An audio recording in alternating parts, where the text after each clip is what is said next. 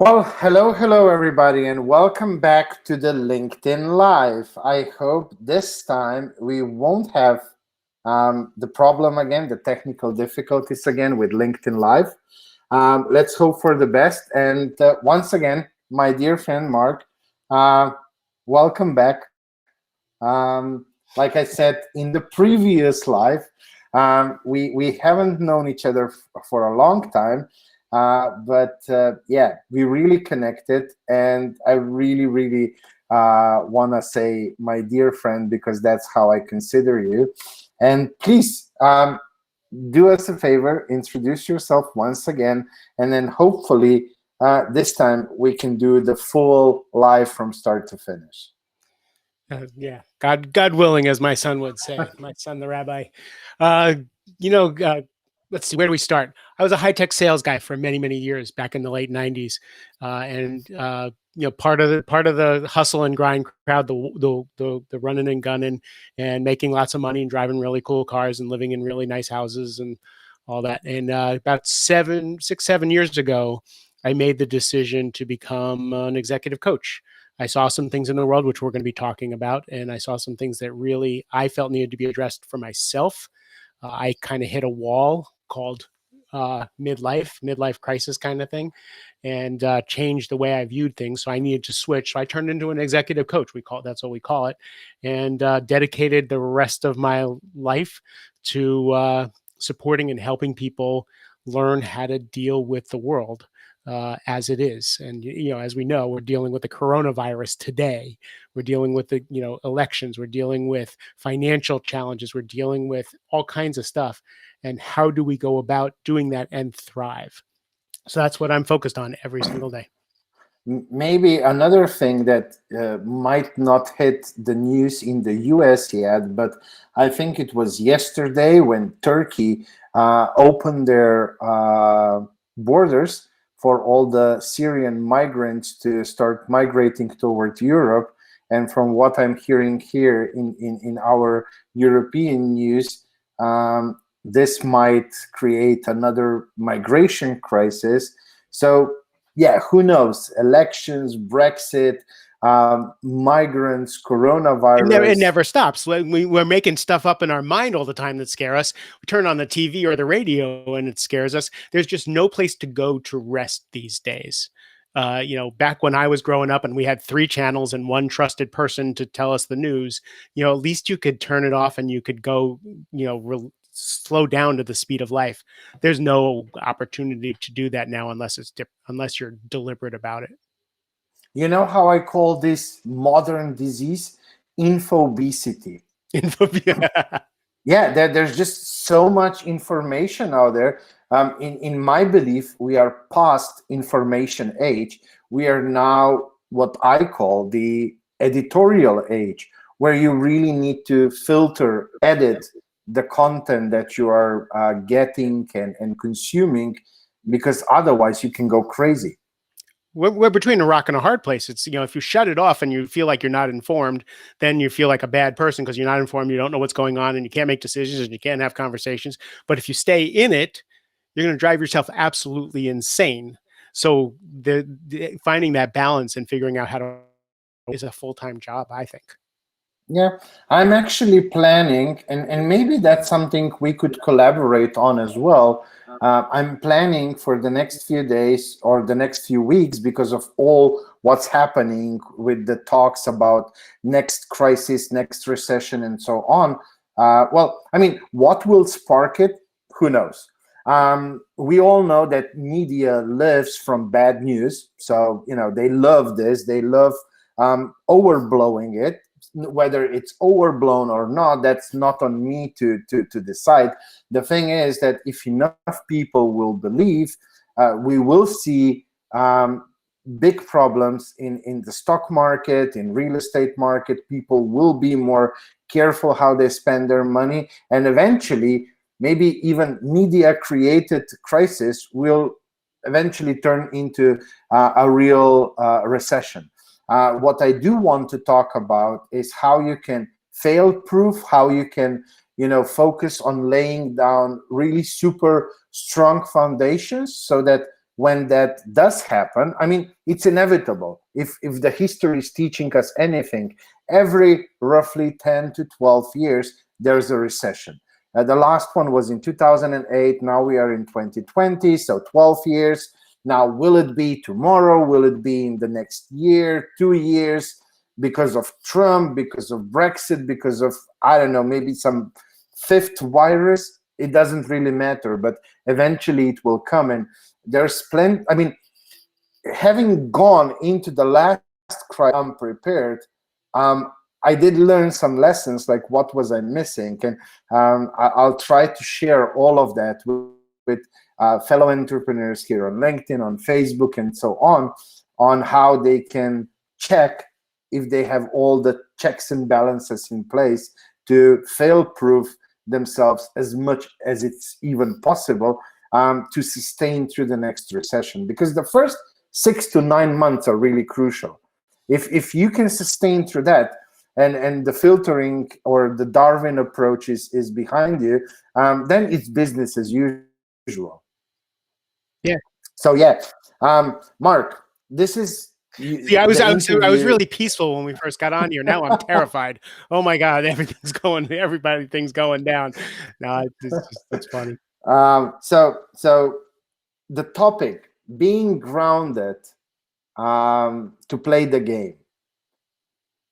Introduce us to this topic. What were well, where do we want to take this conversation into?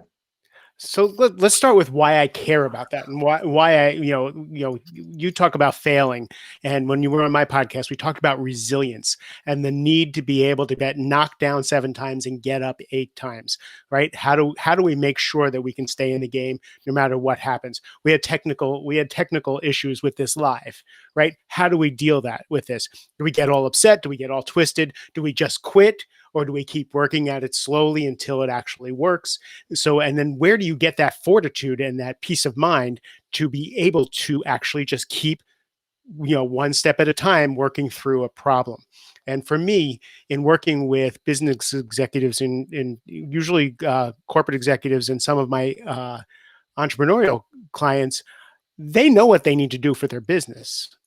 The problem 90% of the time is dealing with all the fears and all the things that they're making up around the business in order for them to focus on what they know they need to do. Once I'm able to clear away all those fears and all those things and that we all deal with every day, it's very easy to get to know what to do. It's one of my clients, we were doing a session and he came in all wrapped around the axle, and we spent 50 minutes of the hour dealing with his emotions, his thoughts, his beliefs, all this stuff's around every last 10 minutes. He says, so what about my problem?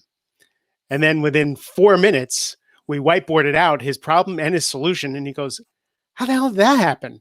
I was like, once we cleared all the made up crap, once we saw what options we had, all of a sudden the way was crystal clear for you. So, when I'm coaching, I don't have to be a business whiz. I don't have to know their business better than they do. I need to know them, unravel them, and then the path seems clearer. So that's where grounding comes for me. A quick example. Last night we were my kids come over for dinner every Sunday night, and my partner always makes an epic meal for them. And last night he decided to do fried chicken, southern fried chicken.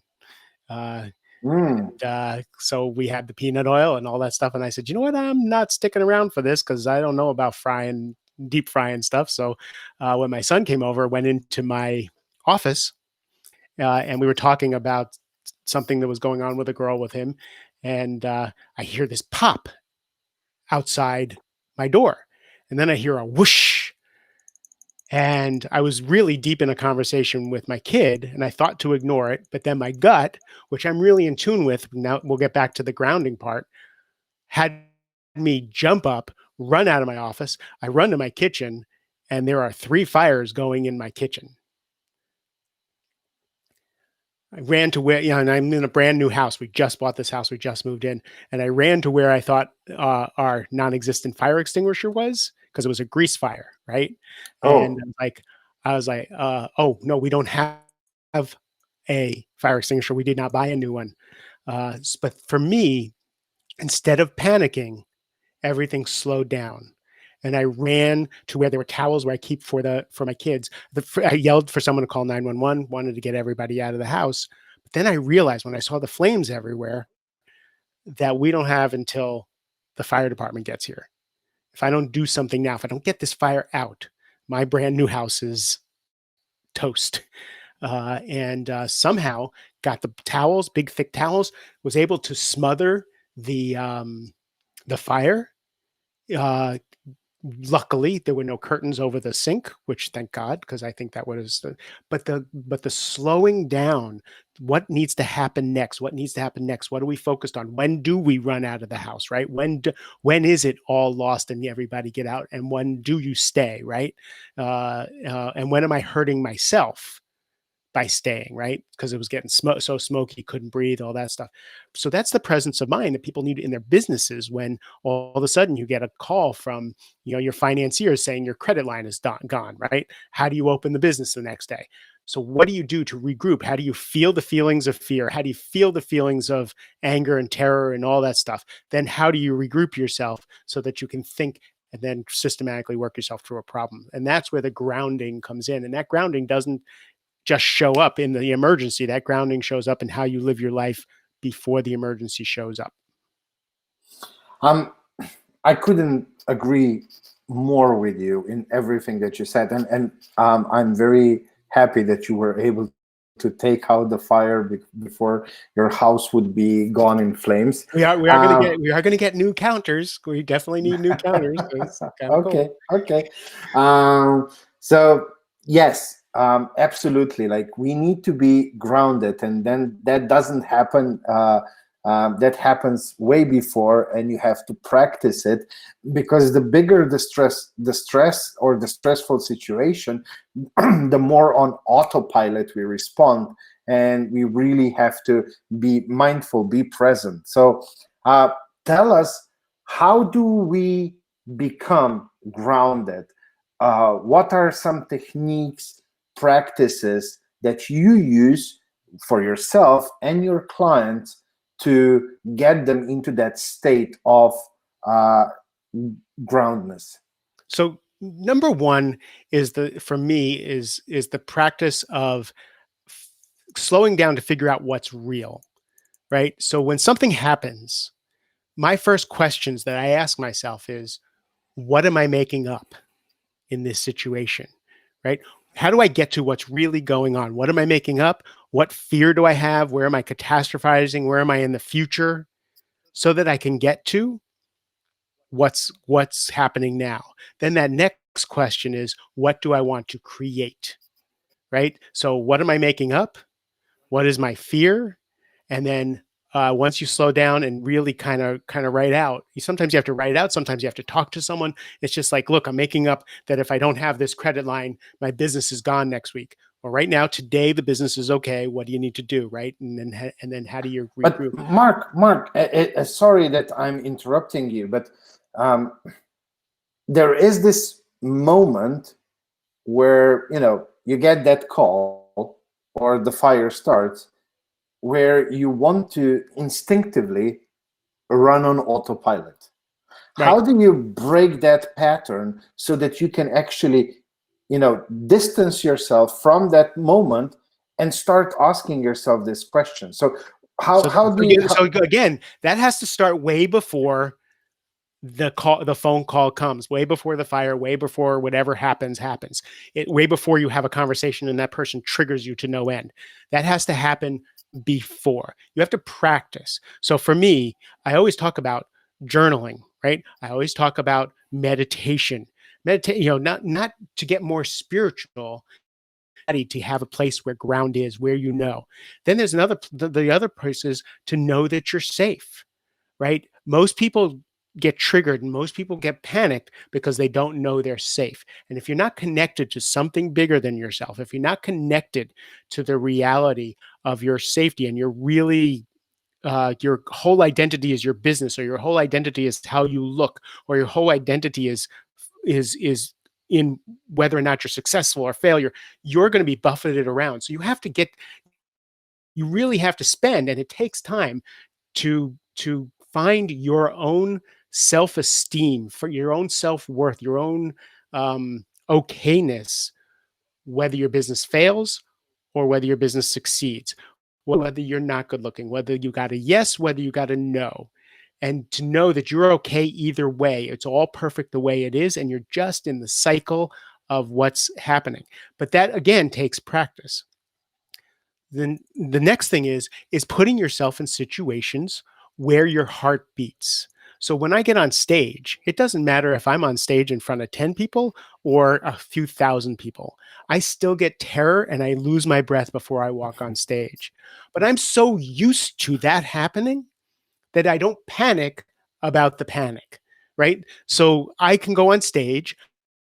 I know I'm going to lose my breath, right? It happens every time, no matter how many exercises I've done, no matter how many speaking engagements I've had, no matter how many speaking coaches I've had, I still get it, right?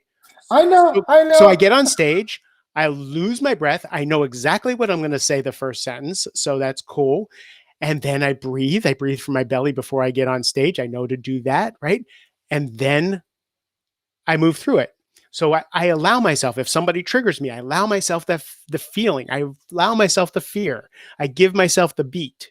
But again, back to I've jumped off of cliffs. I've done trapeze. I've done karaoke, which terrifies me. So I get my nervous system used to uh, being able to act when I'm scared, being able to have a conversation when I'm triggered. Being comfortable with being uncomfortable. One of the Yes, again memes that are actually true for 100, right? yes, yes. You know Yeah, what I do before I go on a stage? I usually do one or two shots of double shots of whiskey. That kind of calms me, and I just say, well, oh, fuck it. If I'm gonna pee myself there, I'm like, I can always say I'm the fail coach. It's aligned with my brand to that's fail. perfect.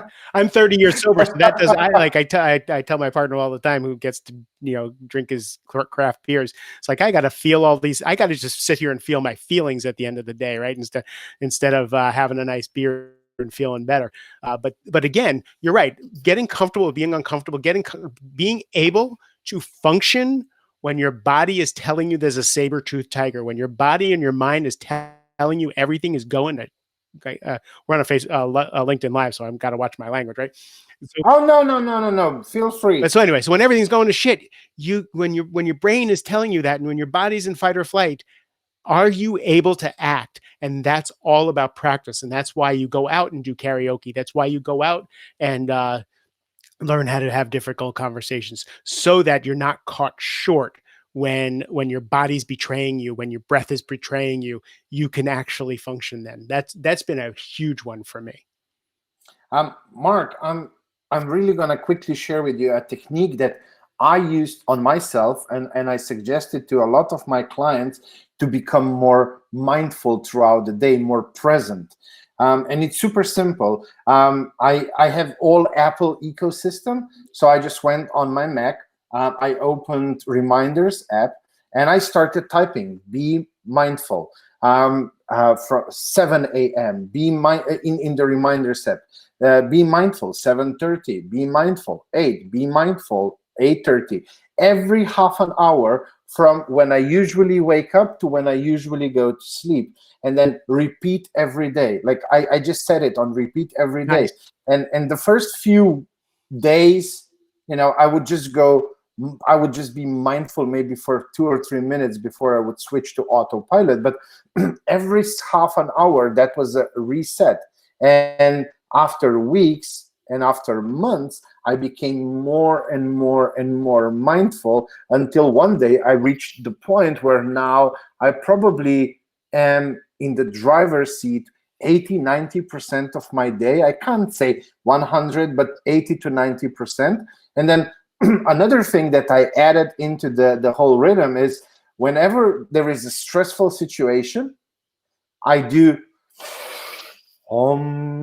like really exactly that's what I do, and that kind of calms me down enough to step away and say, okay, how do I approach this now? It gives me groundness to move forward. I see. I actually don't. I don't think it matters what you do. Is do you practice it so it becomes innate? So I'll give you a little shortcut. The first thing I teach everybody who comes in contact with me is, check where you're breathing. Where are you breathing right now? Most people are breathing from their chest. They're breathing shallow. And it's a very Western thing. We don't like our bellies to come out. We don't really spend a lot of time in our centers of gravity. Even when we're weightlifting, we're getting top heavy, and we don't really take a lot of time with our core. But if you notice where you're breathing in your chest. You're breathing a little bit shallow. Most of us are in just a little bit of fight or flight all the time. What happens when you're in fight or flight? You can run, you can hide, or you can fight, right? And that's the only thing that you can do. The more relaxed you get, the more your peripheral vision opens up, the more options open up, the more your creativity opens up. So what I have people do is they'll put their hand on their chest, they'll say they're breathing from their chest, and they'll say, take a moment and breathe from your belly. Just make yourself like an hourglass, put your hand on your belly, take a deep breath. And it's the same thing with your ohm, right? It's take a deep breath into your belly. Now notice when you're breathing into your belly, what happens? You pull yourself down out of your head and you pull yourself into your body. Your body has wisdom. You're slowing your physiology down. And now you're not in fight or flight anymore.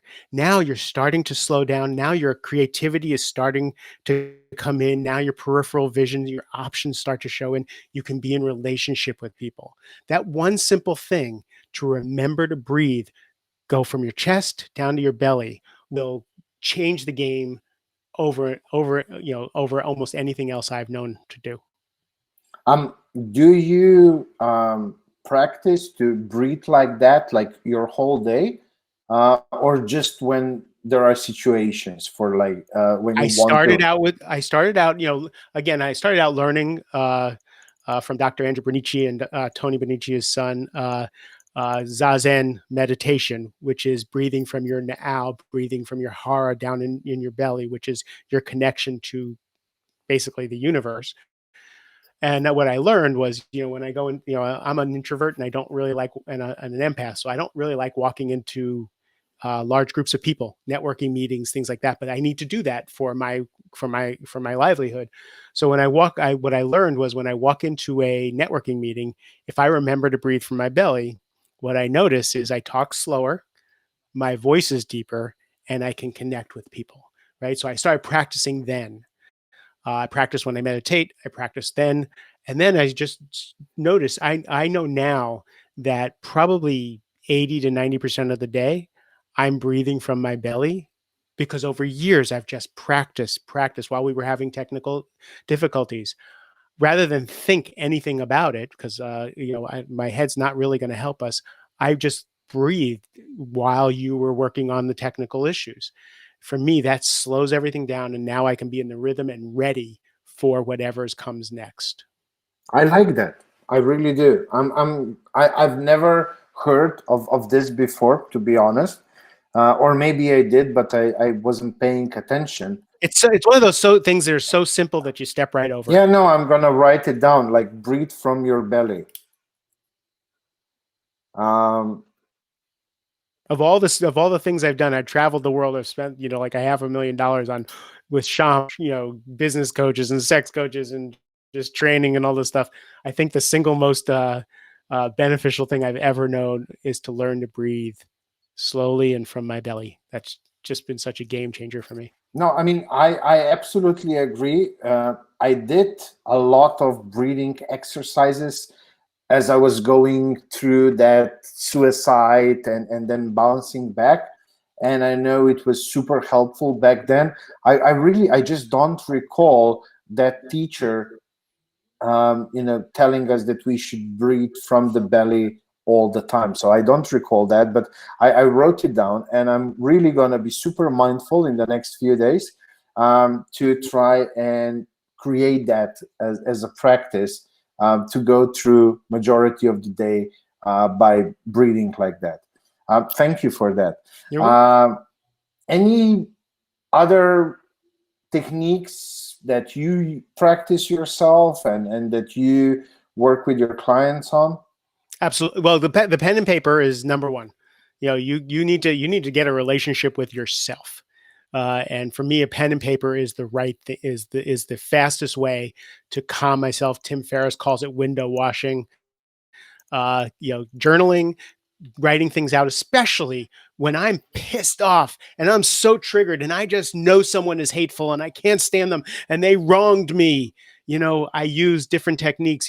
Byron Katie has the work where you ask questions and you to see if something's really real, your perception's real, and to really slow myself down. I use something called Ho'oponopono, which is an ancient Hawaiian um, conflict resolution protocol that now you that releases me from knowing that my mind is absolutely right, that they're wrong, they're doing something to me, this is the worst thing that ever happened, to get myself to neutral. Once I get myself to neutral, any of these tools that I use, mindfulness, writing to myself, someone else's inquiry, that kind of thing, once I get to neutral, then I can ask myself, what do I want to create here? Then I can ask myself, like what, where do I want to go with this? What assets do I have? What resources do I have? What are the options? There's a really beautiful book called A Beautiful Constraint uh, by the guys who run Eat Big Fish.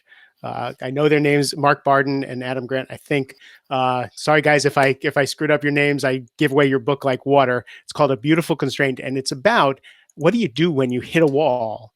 Like, how do you feel your feelings? Then how do you start to change your mindset to something positive? Then how do you look at your resources and see what's next?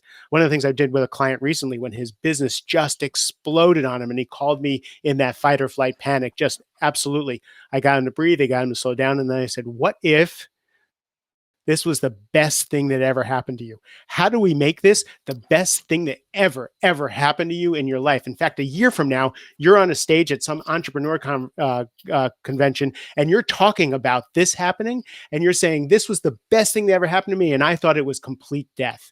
And then we started to work from there. What would you do if this was the best thing that ever happened to you? Oh, well, I would go do this and I would sell this part of the business. I would get investors, right? And now you start to think about things in that fashion, but you have to get to neutral first before you can get there, right? You get yourself breathing, you get yourself safe because you're terrified of the saber-tooth tiger that doesn't even exist. Get yourself safe, get yourself grounded.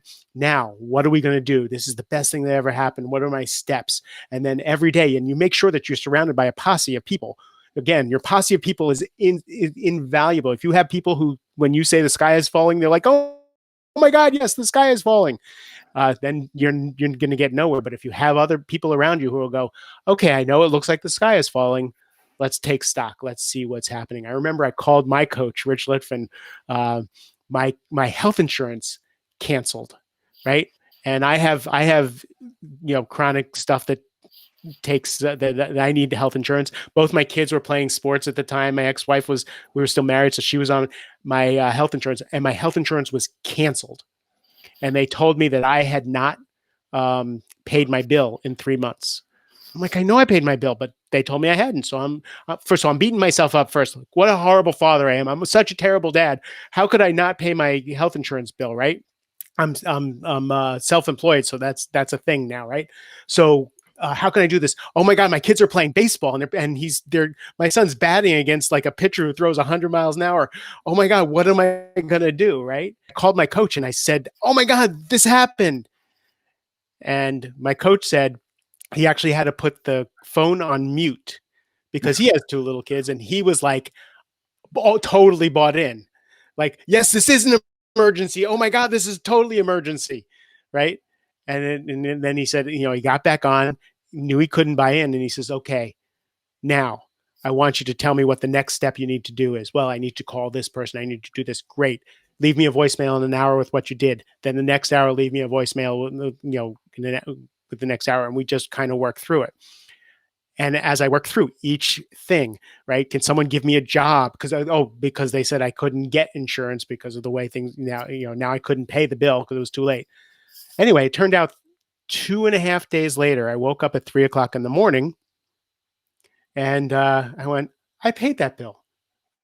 I know exactly where it is. 3:00 in the morning, I walk into my office, I pull out the thing. I paid the bill. I scanned it. I sent it to the insurance company. Went back to sleep. Woke up at 6:30 in the morning with a note from the insurance company going, "Oh yes, everything's fine now. You were right. It was our clerical mistake." So Ooh, yeah, okay. the story about that is though, the worst thing that could ever possibly happen, which is in this in the United States, not having health insurance is a death sentence, right? That happened. My whole panic of self-esteem of what a terrible dad I am showed up. But the really cool thing was I had a coach who knew that if he bought in, he wasn't going to be any use to me. And it triggered him also because he has little kids. So he knew to shut up, not not throw in. So you need to surround yourself by people who are grounded also when, so like, I guess, again, in a relationship, if you and your spouse are both popping off at the same time, nobody's going to get to ground. Somebody has to get to consciousness first so you can breathe and you can find out what's real. Absolutely. No, no, no, absolutely. Now, listening to you, yeah, of course. I've had clients with panic attacks and so on. And like, I was always like, the first thing was, okay, let's take a deep breath in, breath out. Let's calm down. We can't turn back the time. We can't go to yesterday. Let's figure out what we can do with what we have. Let's be resourceful. Let's figure out what is there to do, what can we try, and so on. And it's really like taking them from that hyperventilation place to the being grounded. And then really like, I always remember, have you ever watched Friends, the TV series? Probably you Yes, did. of course I did. I'm a big fan, so I often watch reruns. And there's this one episode where Chandler gets married to Monica, and just before the marriage, he runs away, and then Ross finds him, and everything just like kind of crashed on him. Will be Mr. and Mrs. Bing, and the kids and the family, and la la la la la, and it was just too much to handle at once. And then Ross did this amazing thing. Okay, he took him by his hand. He said, let's just go home first and take a shower. Does that feel too much? No, that's okay. Okay, let's do that. And then he took the shower. Okay, now let's just put pants on. And so, like, what, just one little Brilliant, step. brilliant. Yeah, yeah. I always remember that episode. And it's really a nice way how you can walk somebody through that hyperventilation, and just with little steps. Mark, so after you ground your clients, uh, what else do you then do after that? Well, we talked about that. We figure out what once they're grounded. Now we figure out what's the situation. What are our resources? What are our options? What do we have? In the book, A Beautiful Constraint, one of the brainstorming methods they have is, okay, we can do this if, right? So if we can get a line of credit, we can do this. If we borrow money from our brother, we can do this. So we can if, right? And you do that brainstorming session, and then you try and figure out what you want to create from here going forward, and then we systematically go through that. So that's basically what we do. It's not rocket science what we do. It's quiet, step by step handling of the situation. I mean, most of the time, you don't need rocket science. Most of the time, the easiest things, the simplest solutions are the best. And I kind of got like a hint from you that you maybe life coach, or even do therapeutical work with your clients more than the actual business coaching. I mean, I Yeah, know for myself. I'm an executive coach. I work with business people, but I'm not a business coach. I'm not going to tell people the like again, what you do with people is not what I do with people. I'm not going to help them with their books. I'm not going to help them with their profit strategies. I can run a strategy meeting and get everybody grounded and go in all the right direction, but the expertise has to be in the room. I'm not the expert on whatever their subject matter is. Yeah. But I mean, even with what I do, I feel like probably 80% of the time, I'm like a marriage counsel to co-founders, a therapist, life coach, and the whole business coaching is maybe just 20-30% of all of it, because usually the problem is within them. It's with the inner demons, the fears, the struggles, That's all of us, and that's everything. And if we think it's not, we're lying to ourselves. It's very important. One of the things that I really want to teach people is that everything isn't so serious. So, I joke, I live in the middle of $1 million houses, right? Driving Mercedes, driving Teslas, driving all this stuff. And I try and get people to understand that they won. And the panic that they have is completely unfounded. They're first of all, getting people to understand that they're safe, even if they lose their job. Second of all, is uh, like I'm really okay with playing hard. I'm really okay with the hustle and grind to a point. But to remember that everything we're doing is a game. I think, think about it like a soccer game. When you go on the field, that ball is the most important thing in your life. It is the only thing that's important, and you've got to run after that ball. You want to score, and you're going to play hard, and you're going to be all knees and elbows, and you're going to do everything that you need to do. The problem is when you walk off the field, if you're still playing that way. And you've got to walk off the field. You got to understand that it's the field of play, whether you're a sales guy, whether you're running a company, that this is the Play-Doh, and that what's really important is your family. What's really important is your health. What's really important is your spiritual connection, who you are. Every person has that existential question. Why am I here? I don't care if you're an entrepreneur. I know you're asking, why am I here? What is this all about? Why am I grinding so hard? What am I doing this all for? Right? I miss my wife. Me and my wife don't even talk anymore. Like, what is really important? That paycheck, because the paycheck is only to go to support your life. And if you're not living, what good is that? So for me, remembering that this is a game also unhooks the importance of things. And when it's a game, the creativity goes through the roof. Absolutely. I mean, I agree that every now and then we all have to do the sprint where we hustle, grind, maybe for a week or even 2 weeks or a month. But you have to put, I mean, at least that's how I do it and how I consult my clients, is you need to put boundaries and you need to stay within those boundaries, because it's so easy to go from a sprint into a marathon. Sprint is okay. Marathon, in a hustle, grind mode, is the surest way. You can't sprint a marathon. You're right. You can't sprint a marathon. Yeah, the surest way to get yourself into the hospital. The surest way. Mark, tell us a little bit about yourself. Now, we've been talking about, Mark, the executive coach, and giving business advice, but, tell us a little bit about yourself. Let's see. So basically, up until the time I was 27, I was a drug addict and an alcoholic, and I drove into Washington, D.C. homeless, living in my truck. Got sober, went to college. About 6-7 years later, I was a millionaire living in suburbia, getting married, starting to have kids, and in the high tech industry. And I joke with people, I'm no short Jewish Tony Robbins, right? Like, went from homeless to pretty amazingly an affluent lifestyle in the hustle and grind. And, the whiplash from that was really a lot for me, because I never, ever, ever let go of the fact that I'm an imposter. I'm a poor kid. I'm nothing but a waiter, and I may drive a Lexus convertible, but that doesn't, this whole thing is a complete fraud. So for, 15 years in the tech industry, I did really, really well.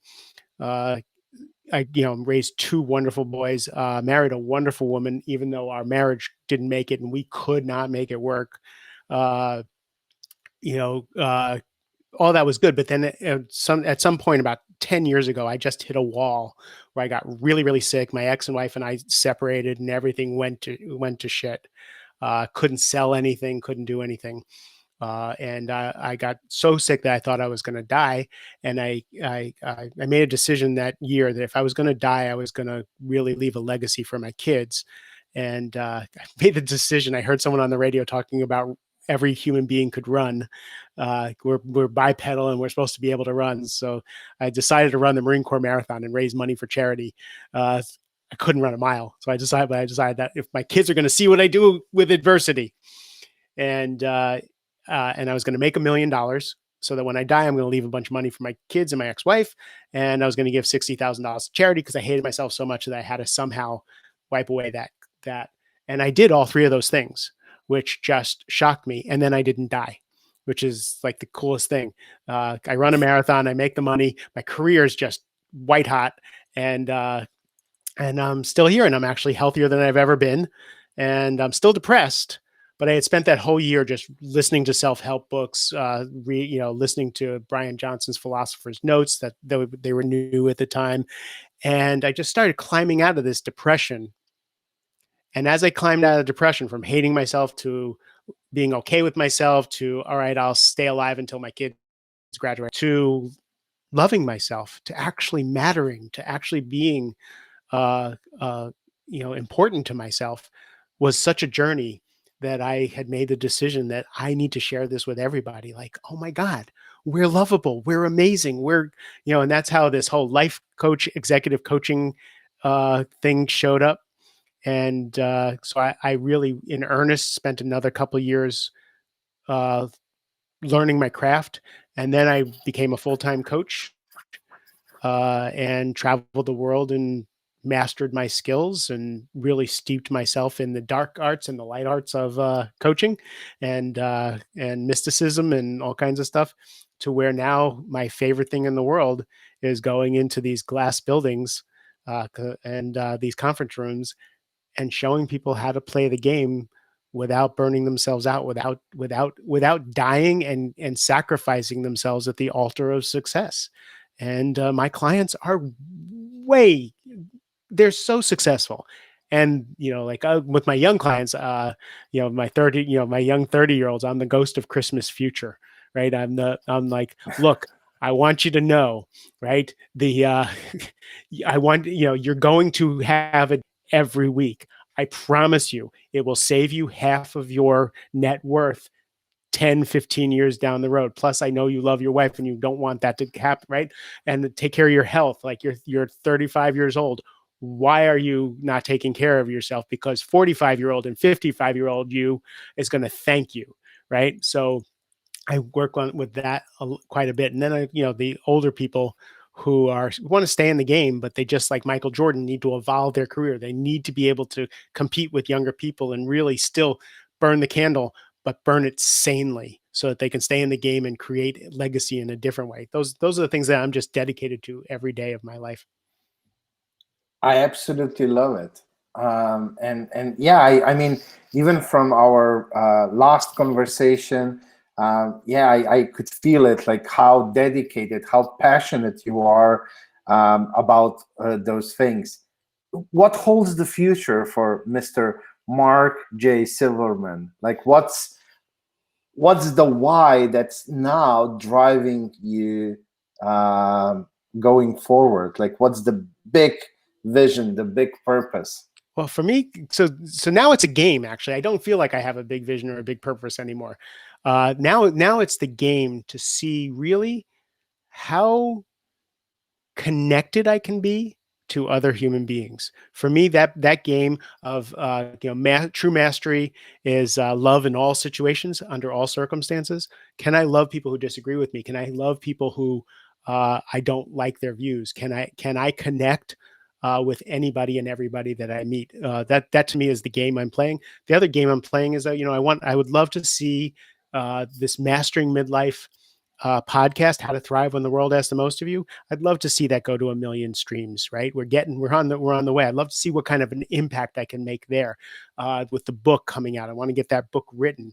And just, that's the game I want to play. What impact do I have with this passion that I have? I don't have a grand, like, I want to hit 1 million people, or I want to do this, or I want to do that. I just want to see how much, when people come in contact with me, can they walk away changed? Can they walk away loving themselves? Can they walk away knowing that whatever it is that they're building in this world is just a game? It's not all that important. And to see, and I can't tell someone else what's important to them, but I just know it isn't the freaking dollar. I just know it. It's not the car. being able to play with those things, absolutely. If the creativity, but I want to introduce people to their muse, to their creativity, to see what they're going to do with their little short time on this go around on the earth. Lovely. I mean, yeah, like money is just a tool.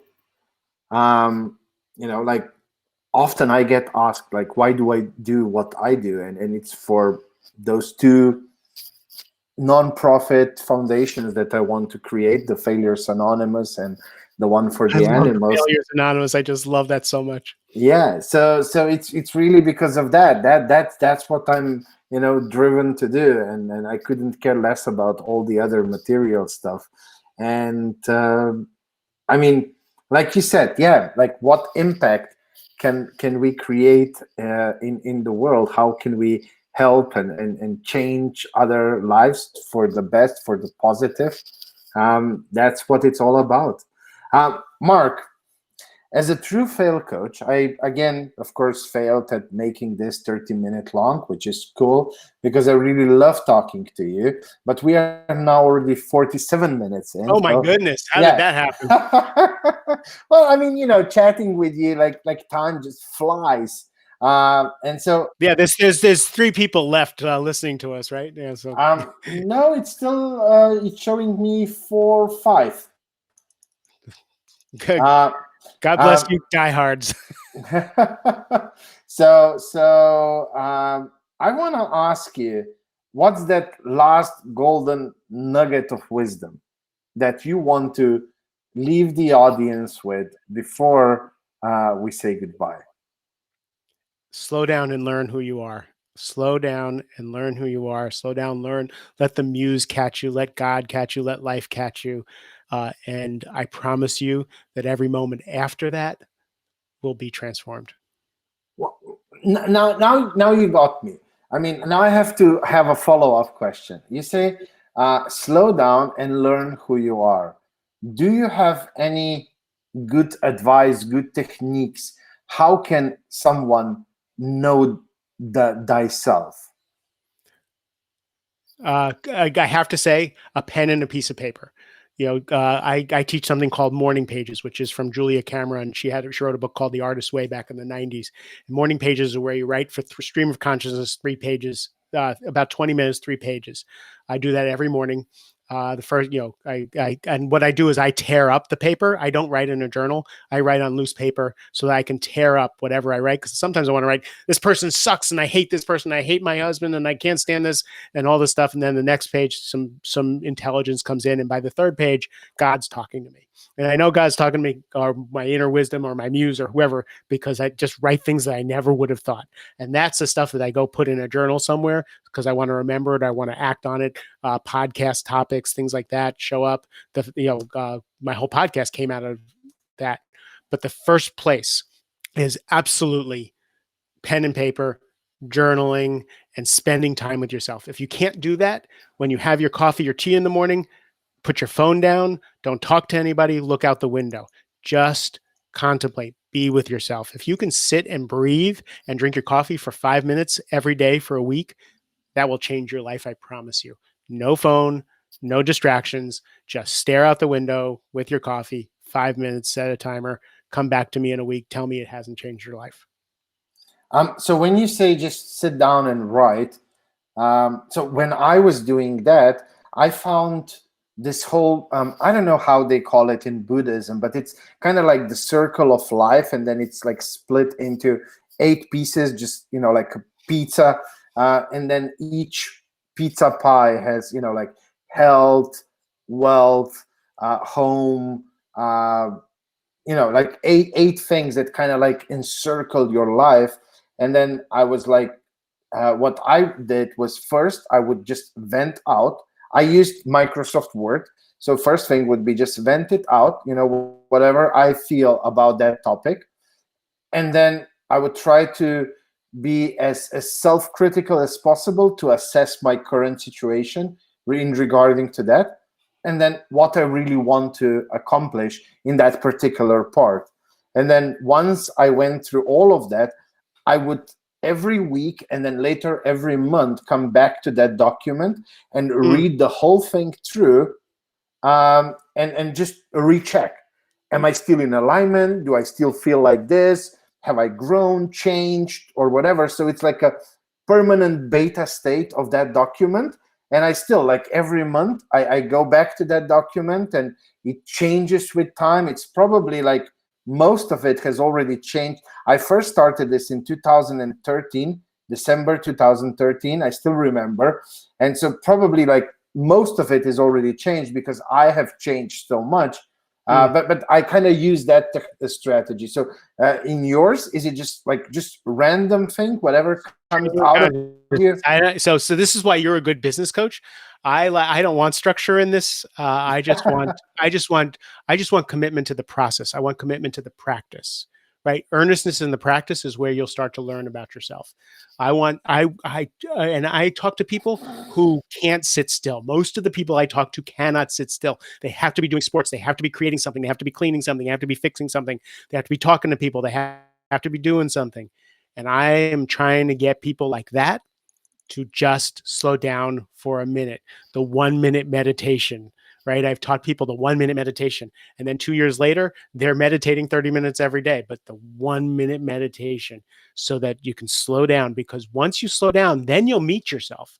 And then now we're getting into Buddhism and mysticism, but then you'll meet the person who is untouchable. Then you'll meet the person who is safe, not the personality that is terrified of how much money they have or terrified of whatever political situation, but the person who is safe. If you're religious, a lot of my clients are devout Christians, right? Can I get them to rest in Christ? You mainline safety. Can I get you to rest in whatever spiritual discipline that you have to know that you're safe, to know that you're good? And I think for me, that slowing down is the first place.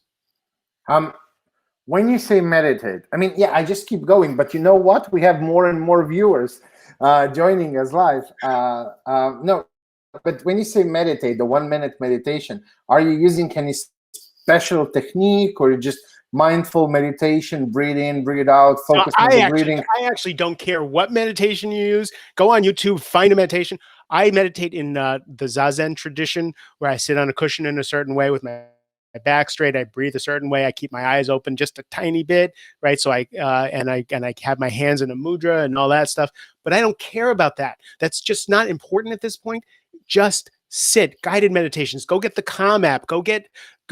Just put something on your head. When I first started meditating, I had headphones and I did 30-minute hypnosis tapes, right? Slow, just whatever works for you. Great. If you have to walk without your headphones on, right? Just walk with your dog without any headphones, without anything, and just watch your mind and see if you can notice the trees and notice how pretty the houses are and notice that you're breathing, right? Notice that thing. Start there. And then I promise you, once you start, your teachers, the right meditation, all that stuff is just attracted to you, and it'll just cross your path, and it'll be serendipity and be like, how did I find this in a church basement meditation group, or how did I find this? But if you start by just taking a walk with your dog without headphones, it'll find you. I promise you. Absolutely, absolutely.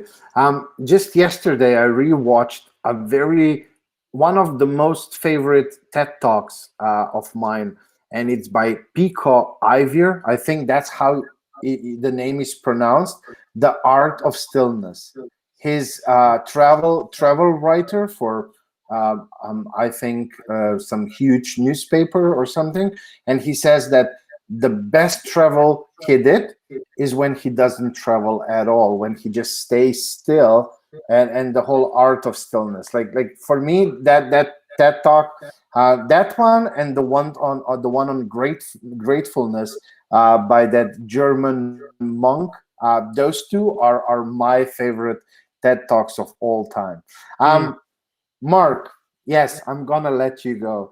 I'm just gonna invite you another time so we can do another hour of chit chatting. I will talk to you. I will talk to you anytime.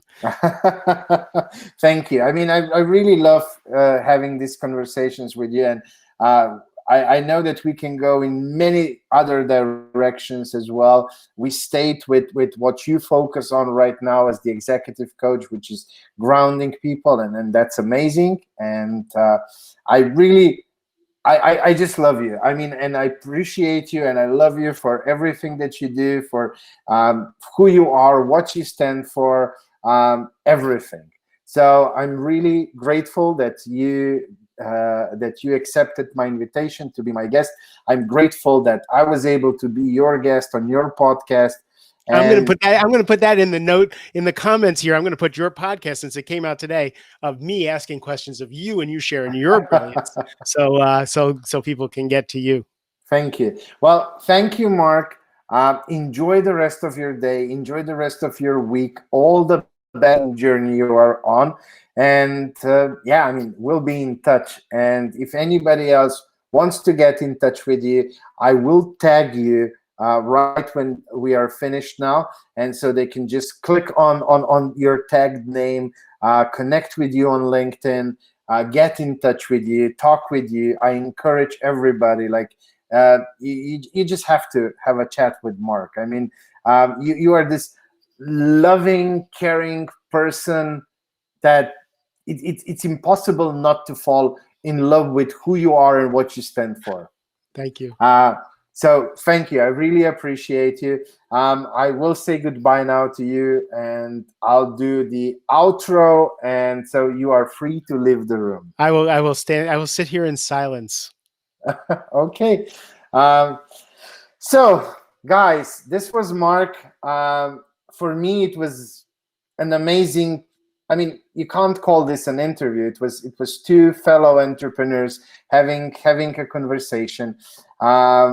If you liked and loved this interview, if you want to see more, I do these interviews every Monday, 3:30 p.m. Eastern Standard Time. So join up. And every Sunday, I put out the notice who my next guest will be. I'm working hard to bring best possible guests to my LinkedIn Live, guests who can share tremendous value with you listeners and watchers. And so until next Monday, when I bring you another, take care, all the best, happy Monday, happy week ahead of you, and see you next Monday. Bye.